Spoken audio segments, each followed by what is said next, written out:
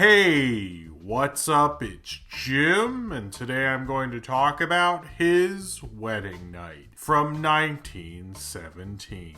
And this is continuing my series where I try to review the entire career of Buster Keaton. This is the third Roscoe Fatty Arbuckle film that Buster Keaton co-starred in with Fatty Arbuckle, Al St. John, and then Buster Keaton. And of the three I have reviewed, this is the third I've reviewed in a row, this is probably my least favorite, although it still has funny moments. It's not as reliant on slapstick, and I don't think it's as funny. It's a little meaner. Some of the jokes don't age as well. There's certain things to take out of this film, certainly, but it's not as good, and it doesn't have as much fun with its premise as The Butcher Boy or The Rough House. With His Wedding Night, although Fatty Arbuckle and Buster Keaton and Al St. John are so talented, they still manage to have some pretty funny sequences within this film. There are certain things that are problematic in this, particularly a scene where Fatty Arbuckle sees this girl at the makeup counter and he turns around and she leaves and a black woman stands there, and then he turns back around and suddenly he's shocked and all this stuff. Part of that is the joke that, like, you think somebody's going to be one person, you turn around, it's someone else, and it's someone you didn't expect, which is,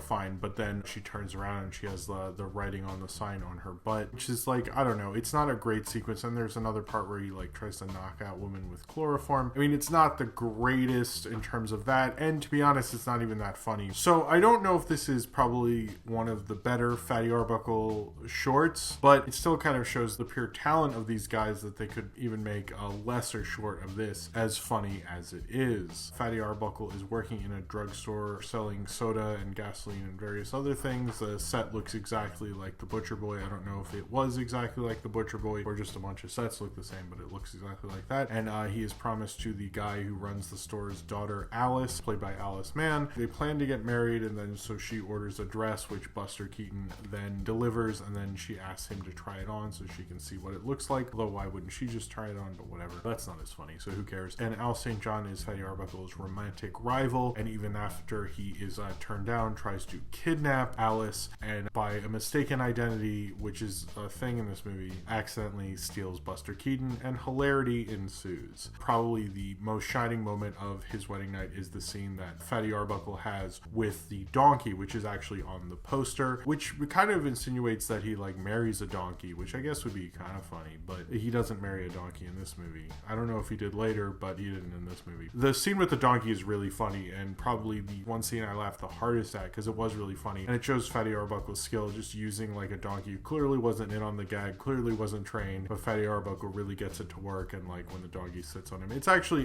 very funny. It's probably the only reason to really see this movie, because it is pretty hilarious, and I definitely recommend it just for that scene. But also, this is still early in Buster Keaton's career. You see him laugh, you see him smile, you don't see the stone face yet, and his persona isn't exactly well defined. Now, Al St. John, who doesn't have really a well-defined persona necessarily, I think Fatty Arbuckle is the only person in this film who has a well-defined personality. It's interesting to see Buster Keaton and Al St. John kind of at the same level in this movie, but I kind of prefer when they do more fall and slapsticky stuff. And the things that most people like about this movie are Buster Keaton falling out of a two-story window, or Fatty Arbuckle with the donkey. It's the slapstick, and that's really what you're seeing these for, most likely. There are certain sequences that Roscoe Fatty Arbuckle and Buster Keaton, when Buster Keaton comes in with the dress, and there's a whole sequence where he's drinking a beer and stuff, that's pretty funny, and it shows their chemistry together. It's not The Rough House, which was really, really good. This just doesn't have the energy, and it just does not have the gags as well, and I don't really like it as much, and not just because of the chloroform thing and the race thing. Even without those, it just isn't as funny of a short, of a two-reeler.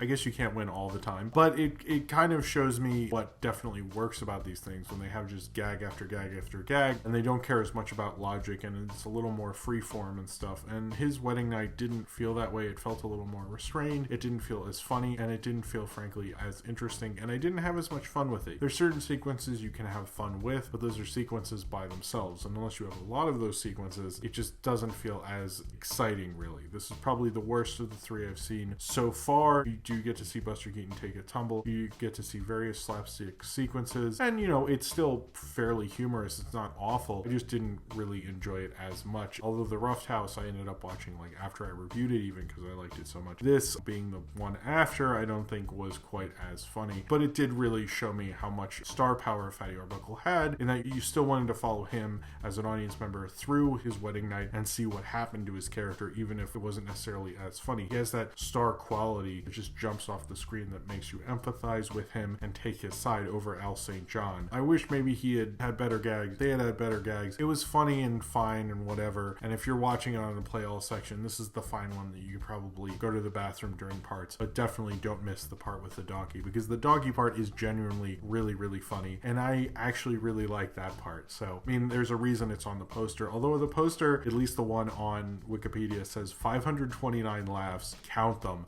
There is not that many laughs in this. There are not 529 laughs. I don't know. That's a lot of laughs, though. It's a little much. I mean, I'm curious how they came up with that number, or maybe they counted, or it's a scientific thing. I don't know. But it's a genuinely okay, funny short. It just, compared to the last two I saw, and of the other, and I've seen all these shorts before, it's probably my least favorite, but it's been a while, so maybe one of these other Fatty Arbuckle shorts will prove to displace this one as my least favorite of this bunch of shorts. But regardless of that, I still had a funny enough time, especially with the donkey, despite all the problematic parts of his wedding night. So if you have seen his wedding night and you would like to talk about it, then comment below in the comments and subscribe if you would like to.